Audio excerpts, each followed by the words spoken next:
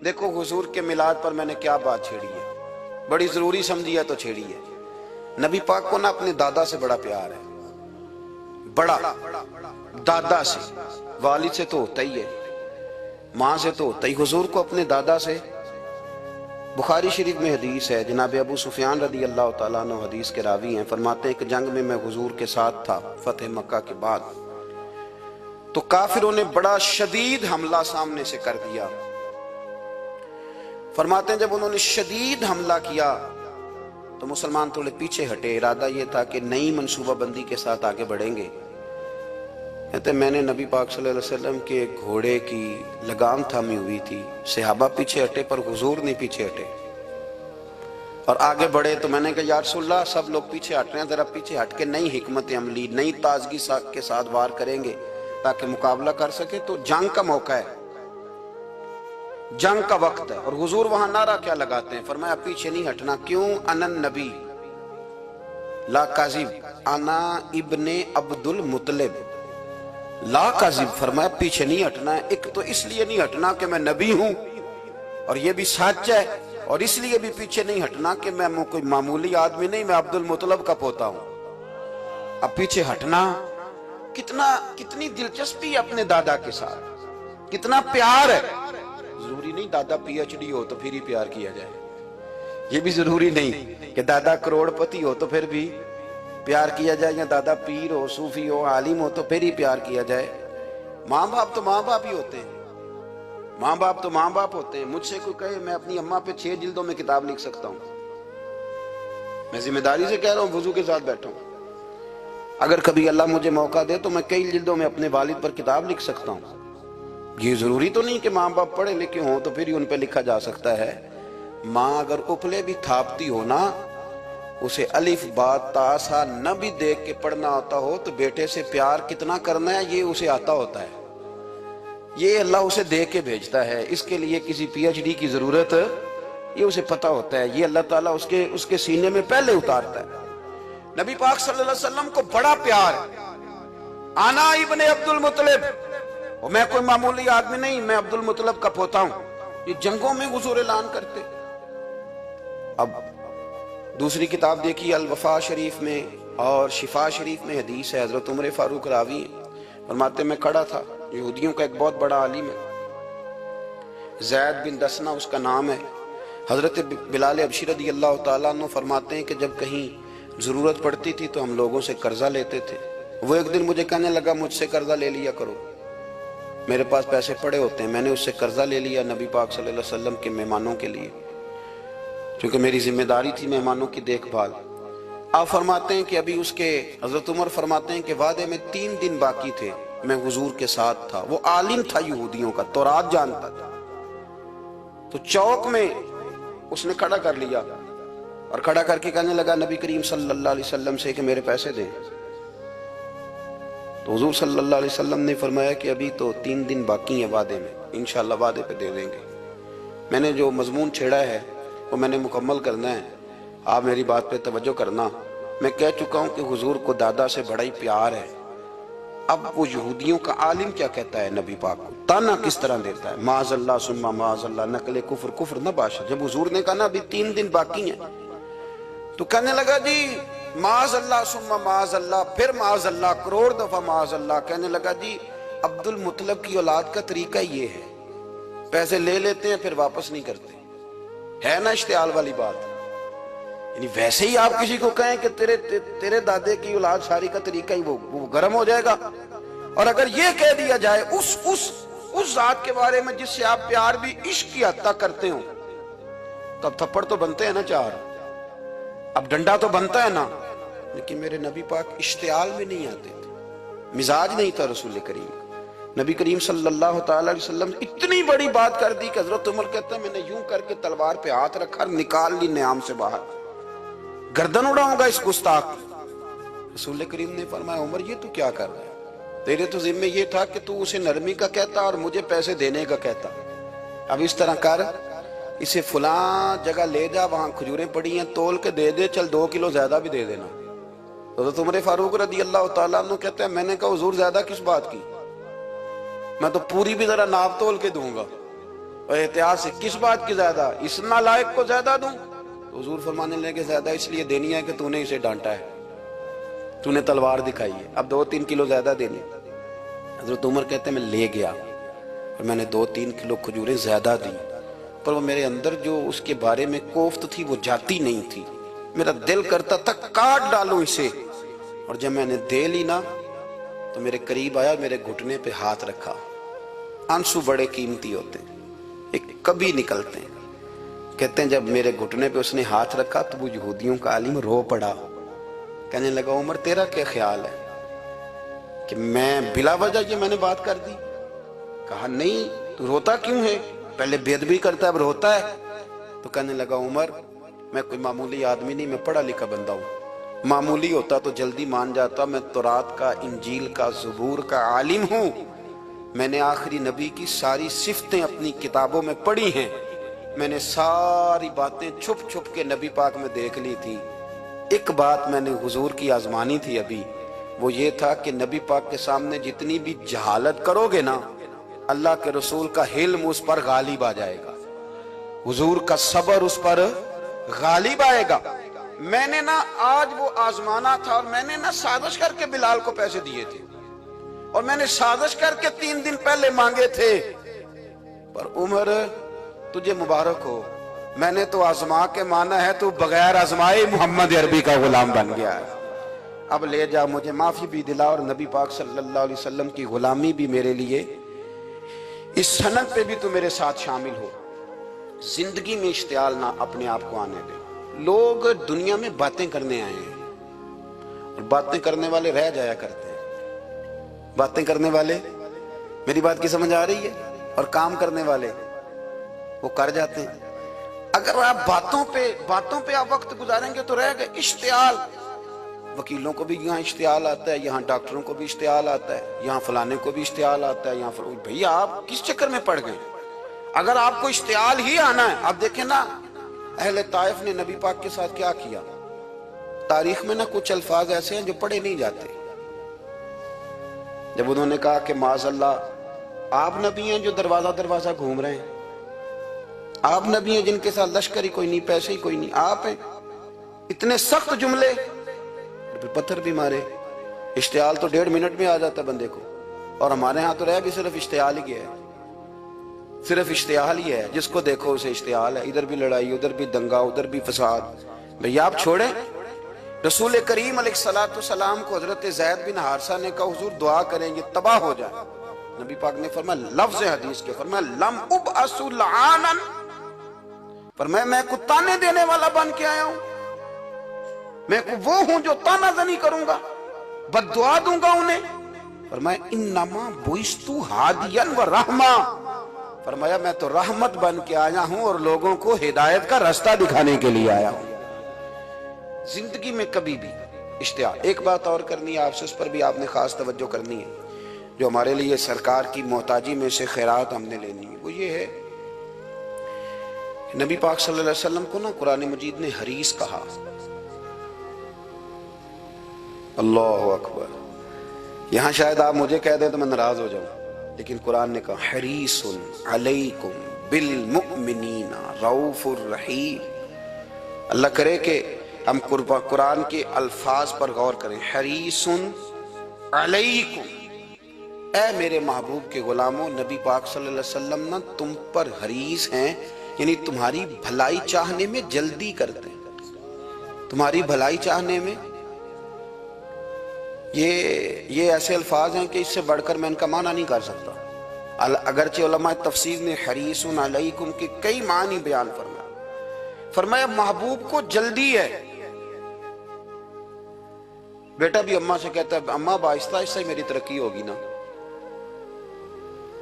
اب مرید بھی پیر صاحب سے کہتا ہے حضرت صاحب ہوں میں شروع کرتے لئیے سویرے اٹھتے پہنا تے اے میں ہولی ہولی کر کے داڑھی، مجھے تو خیر بہت سارے کہتے ہیں، اس لیے ایک میرے سنگی ہیں اللہ تعالیٰ انہیں جزائے خیر دے، وہ جنوبی پنجاب سے ہیں تو وہ سرائکی ہیں۔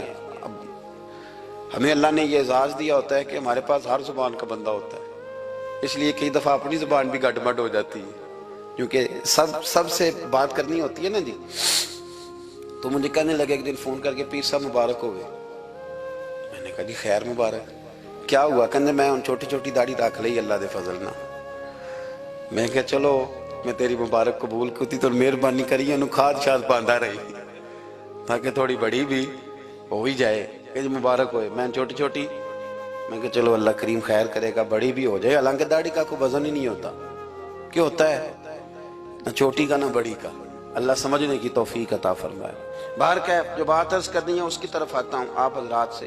حریص علیکم، بھئی ہر بندہ کہتا ہے میں آہستہ آہستہ چلوں گا، لیکن نبی پاک صلی اللہ تعالی علیہ وسلم نے شوق رکھتے میری امت کو جلدی سے خیر ملے، جلدی سے. آپ دیکھیں نا ہم نے نا اصل میں سنی تقریریں، سنانے والوں نے سنا دیں، بس وہ ٹھیک ہے ایک نظام ہے، لیکن کبھی کبھی نا ہم الجھ جاتے ہیں، اڑ جاتے ہیں کہ یار ایسے بھی ہوتا ہے. نبی پاک جلدی کرتے ہیں اپنی امت کو خیر دینے میں، جلدی.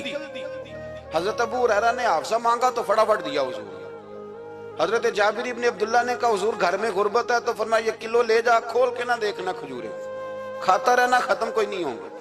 جس نے جو مانگا نا جو ذرا جلدی کر کے. مرنا ہے، قبر میں جانا ہے، پھر قیامت تک قبر میں لیٹنا ہے، پھر قبر سے اٹھنا ہے. وَإِذَا الْقُبُورُ بُعْثِرَتْ عَلِمَتْ نَفْسٌ مَا قَدَّمَتْ وَأَخَّرَتْ. پھر وہاں سے اٹھ کے حساب دینا ہے. حساب کے بعد جنت دوزخ کا فیصلہ ہونا ہے. اور میرے نبی پاک صلی اللہ علیہ وسلم کو بڑا شوق ہے امت جلدی جلدی جنت میں جائے، لہذا فرمایا ابو بکر تو بھی جنتی ہے. حضور وہ قبر، وہ اٹھنا، وہ حساب کتاب، فرمایا میں جانوں اللہ جانے. عمر تو بھی جنتی ہے، عثمان بھی جنتی ہے، علی بھی جنتی ہے، طلحہ بھی جنتی ہے، زبیر بن عوام بھی جنتی ہے، طلحہ بن عبید اللہ بھی جنتی. 10 بندوں کو نہ کھڑے کھڑے جنت. امام حسن اور حسین پیچھے کھیل رہے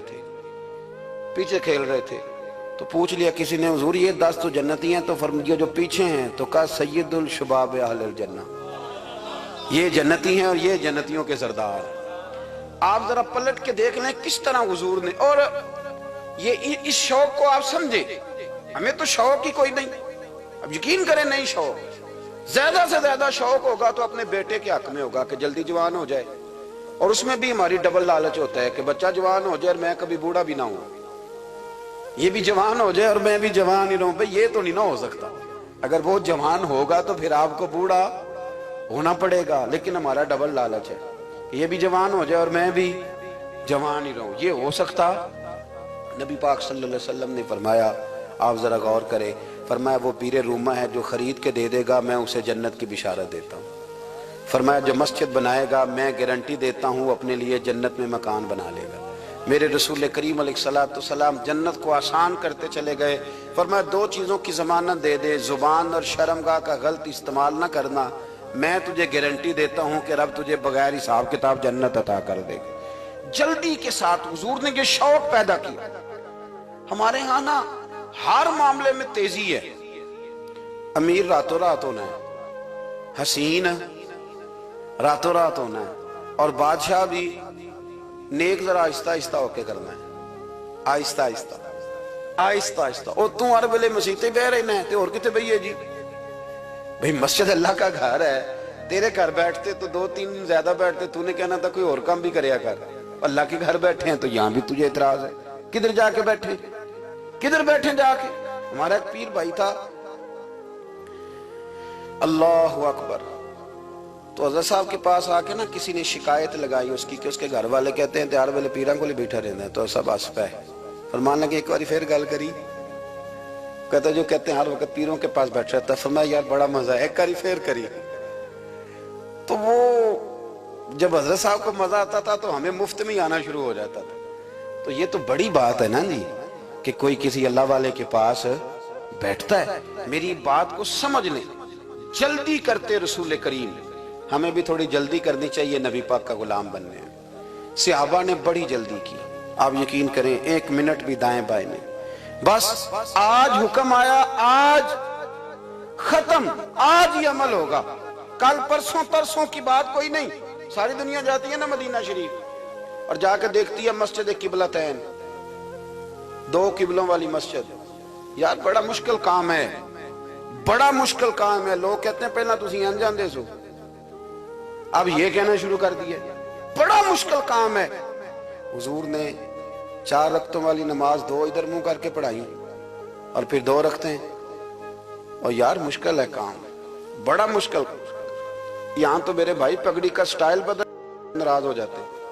اور میرے رسول کریم صلی اللہ علیہ وسلم نے کعبے کا رخ ہی پھیر لیا تو سلام کے بعد صحابہ نے سوال نہیں کیا. کسی نے پوچھا کل تم نے 2 ادھر پڑھی تھی, آج 2 ادھر پڑھی. انہوں نے کہا ہم نے قبلہ نہیں دیکھا, ہم نے تو یہ دیکھا امام کدھر جا رہا ہے. حاجیو آؤ شہنشاہ کا روضہ دیکھو, کعبہ تو دیکھ چکے اب کعبے کا بھی کعبہ دیکھو. جلدی کرے, وقت بڑا تھوڑا ہے. بیماری فٹافٹ آ جاتی ہے, کچھ پتہ نہیں چلتا. کمزوری فٹافٹ آ جاتی ہے, کچھ پتہ نہیں چلتا. بہت سارے حالات ہیں جو جلدی خراب ہو جاتے ہیں. نبی پاک صلی اللہ تعالی علیہ وسلم نے اپنی امت کو بڑی ساری خیر اللہ سے لے کے دی. ہمارا دین بڑی جلدی مکمل ہوا. 23 سالوں میں مکمل دین حضور نے ہمیں عطا فرمایا. اور پھر ایک اور مزے کی اور لطف کی بات یہ کہ ایک ہے کہ جنگیں بھی ہو رہی ہیں. ہم کہتے ہیں جی آرام سے بیٹھیں گے تو دین کی بات کریں گے, جنگیں بھی جاری ہیں. بدر ہے, احد ہے, آخر دم تک. جس دن سرکار کا وصال ہوا اس دن بھی نبی پاک صلی اللہ علیہ وسلم نے لشکر روانہ کیا, اس دن بھی لشکر روانہ کیا. جنگیں بھی ہو رہی ہیں اور ساتھ ساتھ رسول پاک نماز, عبادت, تہجد, مسواک, شریعت, دین, تقوی, پرہیزگاری, ان ساری باتوں کا درس بھی بیان فرما رہے ہیں. ہم کہتے ہیں جی وہ فلانے حالات ٹھیک ہو جائیں گے کاروباری تو پھر میں مسجد ہوں. بھئی حالت جنگ میں بھی جنگ بھی چلتی رہتی تھی, تہجد بھی چلتی رہتی تھی. وہاں یہ حال تھا کہ وہاں پریشانی بھی چلتی رہتی تھی اور درود و سلام بھی چلتا رہتا تھا. میرے رسول کریم صلی اللہ علیہ وسلم کے غلاموں, اپنے زندگی میں ناکام وہ لوگ وہ جنہوں نے وقت ضائع کیا. وقت نہیں ضائع کرے. ایک آدھ بات حضور غوث پاک کی عرض کرتا ہوں. حضور غوث پاک رضی اللہ تعالیٰ عنہ نے نبی پاک صلی اللہ علیہ وسلم کی اتباع میں وقت گزارا ہے. کچھ بندے اللہ کے بڑے خاص ہوتے ہیں. حضور غوث پاک رضی اللہ تعالیٰ عنہ کو اللہ نے اعزاز عطا فرمایا, شان عطا فرمائی کہ غوث اعظم درمیان اولیاء چو محمد درمیان انبیاء. اس طرح نبیوں میں رسول کریم کا مقام ہے نا, اس طرح ولیوں میں غوث پاک جیلانی کا مقام ہے. حضور غوث پاک رضی اللہ تعالیٰ عنہ کو اللہ نے کئی اعزازات دیے. سب سے بڑی بات یہ کہ اللہ نے انہیں کرامات عطا کی. کرامت دین کا پورا ایک حصہ ہے. ہمارے یہاں نا لوگ کہتے ہیں اخلاق بیان کریں, جی وہ کہتے کیا تھے, کرامت کیا ہوتی؟ بھئی کرامت تو قرآن پاک نے بیان فرمائی. آصف بن برخیا جناب بلقیس کا, ملکہ بلقیس کا تخت لائے تھے. یہ اللہ نے کیوں آیت نازل کی قرآن پاک میں؟ وہ قصہ کہانی ہے کہ وہ جی تخت لائیں, یہ کیوں بیان کی؟ اور تخت آیا کس طرح آیا؟ انہوں نے کہا کہ آنکھ جھپکنے سے پہلے آ جائے گا. پھر آیا کہ نہیں آیا؟ ان سے پوچھا یہ کیسے آیا؟ کہنے لگے ھذا من فضل ربی. او سنگیو, صرف حضرت سلیمان علیہ السلام کا امتی تخت لا سکتا ہے, نبی پاک کا غلام نہیں لا سکتا. یار آپ نے کرامت کا انکار کر کے اپنے آپ کو کمزور کر لیے. اور نہیں جی نہیں, یہ کیسے ہو, کیا مطلب ہے اس کا؟ آپ سورہ نمل روز پڑھیں اور جناب سلیمان علیہ السلام کے امتی کی شان بیان کریں کہ وہ آنکھ جھپکنے سے پہلے 80 گز اونچا, 80 گز چوڑا, 80 من وزنی تخت آنکھ جھپکنے سے پہلے لے آئے.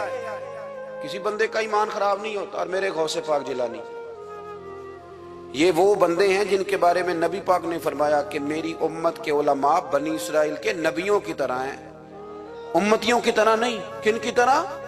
نبیوں کی طرح, نبیوں کی طرح. حضرت غوث پاک رضی اللہ تعالیٰ, ہم کو ملانگ لوگ نہیں ہیں الحمدللہ تعالیٰ. ہم تو غوث پاک کی کرامت بھی مانتے ہیں پر قرآن و سنت کی اینک لگا کے مانتے ہیں. یہ میری بات سمجھ لیں. حضرت غوث پاک رضی اللہ تعالیٰ نے طالب علموں کو سبق پڑھا رہے تھے, تو سبق پڑھاتے پڑھاتے نا ہاتھ آگے بڑھایا تو اچانک ہاتھ واپس آیا تو گیلا ہو گیا تھا سارا. تو شاگرد بھی بڑے سیانے ہوتے ہیں, انہوں نے سبق چھوڑ دیا, استاد جی کے گیلے بازو کو دیکھنا شروع کیا. حضور یہ کیا ہے؟ تو غوث پاک بھی غوث پاک تھے. ہر بندے کا ہاضمہ اتنا اچھا نہیں ہوتا کہ اس کو ہر بات ہضم ہو جائے. کئیوں کو بد ہضمی بھی بڑی سخت ہوتی ہے, کھٹے کھٹے ڈکار آتے ہیں بات سن کے, کانوں سے دھواں بھی نکلتے ہیں کئی دفعہ. تو انہوں نے پوچھ لیا فٹافٹ کہ حضور یہ کیا ہوا؟ تو غوث پاک کو پتا تھا کہ سب کا ہاضمہ ٹھیک میاں صاحب نے بھی کہا تھا خاصاں دی گل عامہ آگے نہیں مناسب کرنی.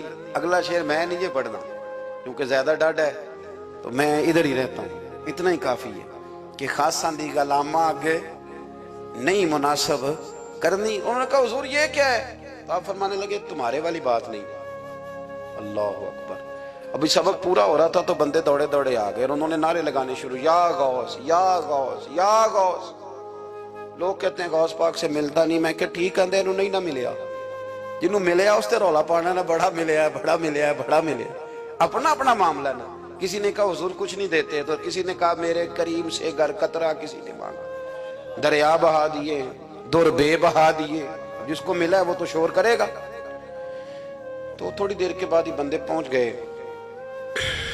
انہوں نے آ کے یا غوث کے نعرے بھی لگائے. وہ مچلے بھی, وہ روئے بھی, وہ قدم بھی چومے, اپنے مقدر پہ ناز بھی کیا.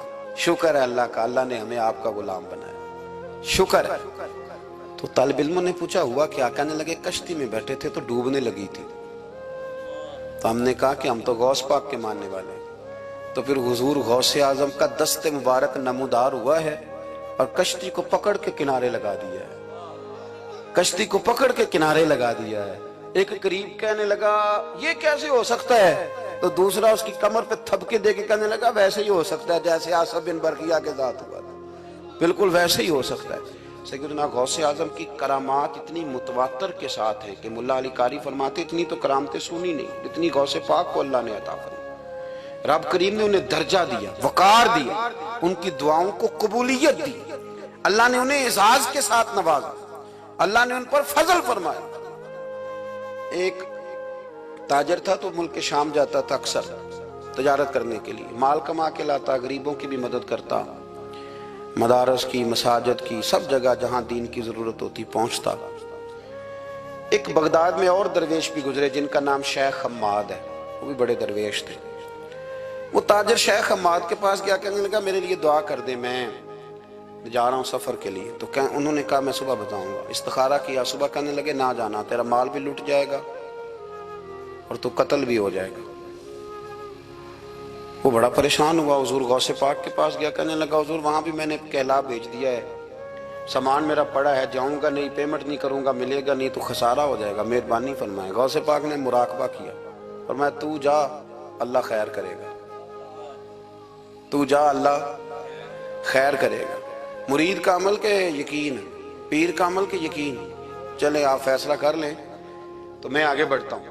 حضرت غوث اعظم رضی اللہ تعالیٰ عنہ نے مرید سے کہا تو جا اور اللہ خیر کرے گا. وہ گیا, کہتے میں نے پیمنٹ کی, مال لیا, واپس آیا. گھوڑوں کا سفر تھا, رستے میں رات کو ایک جگہ سویا, خواب دیکھتا ہوں. خواب میں ڈاکو آ گئے, انہوں نے پہلے مال لوٹا پھر مجھے قتل کیا, اور جب میرے گردن پر انہوں نے خنجر چلائی, خواب دیکھ رہا ہوں تو میری فٹافٹ آنکھ کھل گئی, اور جب میری آنکھ کھلی تو میں اسی وقت ہی رخت سفر باندھا, سر پٹ گھوڑے دڑائے, کچھ رات کو کچھ دن کو, سویرے بغداد پہنچ گیا. کہتے خیال تھا کہ پہلے غوث پاک کے پاس جاؤں گا لیکن پہلے شیخ حماد سے ملاقات ہوگی. میرا چہرہ دیکھا, پریشان تو دیکھ کے مسکرائے, فرمانے لگے بھی تیرا پیر بڑا شاندار ہے, تیرا پیر بڑا شاندار ہے. وہ کام جو حقیقت میں ہونا تھا نا, حقیقت میں انہوں نے دعا کی ہے تو رب کریم نے اسے خواب بنا دیا ہے. ان کی دعا کی برکت سے اللہ نے اسے, اب میں بات مضبوط کرنا چاہتا ہوں تو میں ایک حدیث پاک بھی پڑھ دوں. لوگ کہیں گے جی مرنے والا بھی بچ جاتا ہے, عمر بھی بڑھ جاتی ہے. مشکات کی حدیث ہے, ترمذی میں بھی موجود ہے. نبی پاک صلی اللہ علیہ وسلم نے فرمایا اگر تم چاہتے ہو رزق بھی بڑھ جائے, عمر بھی لمبی ہو جائے, تو اپنے رشتہ داروں سے اچھا سلوک کرو. اس کا مطلب ہے کہ عمر بڑھ جاتی ہے, موت کچھ وقت کے لیے ٹل بھی جاتی ہے. حضور غوث پاک کو اللہ نے بڑا اعزاز دیا, بڑی کرامات دی. آپ فرمایا کرتے تھے میں نے 40 سال اپنے رب کو راضی کیا مصلی پہ بیٹھ کے. تو میرے مالک نے پھر پوچھا ہے کہ عبد القادر کچھ مانگ لے, کوئی بات کر لے. تو سیدنا غوث اعظم رضی اللہ تعالیٰ عنہ فرماتے ہیں کہ میں نے پھر اپنے رب کریم کی بارگاہ میں عرض کیا مالک جو قیامت تک مجھ سے محبت کرے, فضل کرنا اسے بغیر توبہ کے موت نہ دینا. تو میرے رب نے میری اس دعا کو شرف قبولیت عطا فرمایا کہ جو مجھ سے پیار کرے گا, میرا نام لے گا, وہ بغیر توبہ کے نہیں مرے گا، جنات بھی آپ کی بارگاہ میں حاضر ہوتے، آپ کو شیخ بحر و بر کہا جاتا ہے۔ جب آپ نے منبر پر بیٹھ کر یہ اعلان فرمایا نا کہ میرا یہ قدم ہر ولی کی گردن پر ہے، تو خراسان کے جنگلوں میں معین الملت والدین عطائے رسول ہند الولی خواجہ معین الدین اجمیری موجود تھے، تو وہاں اعلان کرنے لگے، کہنے لگے غوث پاک صرف گردن پہ کیوں، آپ میری آنکھوں پہ بھی قدم رکھیں، میرے سر پہ بھی قدم رکھیں۔ اللہ نے ان اولیاء کو بڑا اعزاز دیا، انہیں اللہ نے بڑی شان دی، اپنی نسبت اللہ کے بندوں سے مضبوط رکھیں۔ ضروری نہیں کہ آپ کسی جگہ مرید ہی ہوں گے تو آپ کی نسبت مضبوط ہوگی، آپ خواجہ معین الدین سے پیار کریں، آپ حضرت بہاؤالحق نقشبند بخاری سے پیار کریں، داتا علی اجویری سے پیار کریں، آپ غوث پاک جیلانی سے، آپ اللہ کے نیک بندوں سے محبت کریں، ان کا تذکرہ سنیں۔ اب تو پوری مہم چلی ہوئی ہے اللہ کے بندوں کے خلاف، لوگوں نے ایسا وار چلایا کہ بس جی کچھ بھی نہیں جی، آپ چھوڑیں، آپ ڈائریکٹ کتاب و سنت کو پڑھیں، کوئی بھی نہیں جی، کوئی ولی نہیں، تو پھر وہ جو اتنی آیتیں ہیں، وہ حدیثیں، وہ سارا کچھ، اس کا مطلب ہے امت میں ولی ہوتے ہی نہیں، تو الا ان اولیاء اللہ لا خوف علیہم ولا هم یحزنون کا کیا معنی ہے؟ اس کا کیا مطلب؟ آپ نے تو ملیاں میٹ کر دیا، سارا پوری مہم چلی، اللہ کے بندوں سے پیار کریں، اور میرے نبی پاک صلی اللہ علیہ وسلم نے فرمایا جو جس سے پیار کرے گا قیامت کے دن اسی کے ساتھ اٹھایا جائے گا۔ اور حضرت ابو ذر غفاری نے عرض کیا تھا یا رسول اللہ اگر وہ ان جیسے عمل نہ بھی کرے تو فرمایا اللہ بڑا کریم ہے، ایمان کی سلامتی سے جائے اللہ ان کے ساتھ ہی کھڑا فرما دے گا۔ حضرت محدث اعظم پاکستان مولانا سردار احمد صاحب رحمۃ اللہ علیہ بڑے مصروف آدمی تھے، پر بڑھاپے کے عالم میں بھی نا شیخ الحدیث تھے، شاید اتنے کسی کے شاگرد دنیا میں ہوں جتنے حضرت کے تھے۔ ہر جمعرات کو فیصل آباد سے لاہور آتے تھے داتا صاحب کے مزار پہ حاضری دے، ہر جمعرات۔ چند دن پہلے ہمارے ایک بزرگ افریقہ سے آئے ہوئے تھے، افریقہ سے، تو پوچھا حضرت جی خیریت سے آنا ہوا؟ تو کہنے لگے پہلا مقصد تو داتا صاحب کے مزار پہ حاضری دینا اور باقی اس کے بعد۔ تو ہر جمعرات کو حضرت محدث اعظم رحمۃ اللہ علیہ آتے تھے، ہر جمعرات۔ ایک مولوی صاحب نے ایک دفعہ شوشہ چھوڑ دیا لاہور میں کہ داتا صاحب کی قبر تو قلعے میں ہے، لوگ شوشے چھوڑتے رہتے ہیں نا کہ چلو کسی طریقے سے بندے ہٹائے جائیں، پر جن کی محبت اللہ دلوں میں پیدا کرے وہاں سے کیسے ہٹایا جائے؟ وہ جی ادھر قبر ہی نہیں، وہ تو قلعے میں ہے۔ وہ تجھے کون بتا گیا؟ کہتا جی میں نے ایک روایت پڑھی، فلانے بندے نے لکھا ہے، چلو جی الجھاؤ بن گیا۔ ہمارے ہاں جو انوکھی بات کر دے اس پہ بحث بھی شروع ہو جاتی، بڑی لہد ہوئی، بڑا کچھ ہوا۔ سید ابو البرکات شاہ صاحب ایک بہت بڑے عالم گزرے ہیں، داتا صاحب کے مزار سے تھوڑا سا آپ آگے بڑھیں تو حزب الاناف بہت بڑا مدرسہ ہے، اس کے وہ شیخ الحدیث تھے، اعلیٰ حضرت کے خلیفہ تھے، سید تھے۔